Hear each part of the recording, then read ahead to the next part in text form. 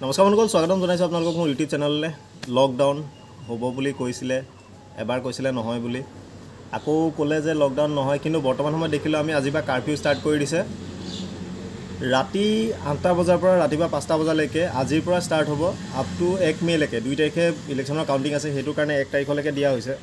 তো এইটো সময়ত চিভিলিয়ান যিখিনি মানুহ আছে, চিভিলিয়ান মানুহখিনি ওলাব নোৱাৰিব কোনোপধ্যে। ৰেষ্ট্ৰিকশ্যন দিছে, কিন্তু তাৰ লগতে এলাও বহুত বস্তু এলাও কৰিছে। কমাৰ্চ তেনেকৈ খোলা আছে বা বাকী তেনেধৰণৰ দোকান বজাৰ যাৰ মানুহৰ আছে তেওঁলোক অহা যোৱা কৰিব পাৰিব। তেনেধৰণৰ ডিটেইল বহুত ইনষ্ট্ৰাকশ্যন দিয়া আছে। সেইখিনি বস্তু ইয়াৰ নেক্সট ভিডিঅ'ত দিয়া হ'ব।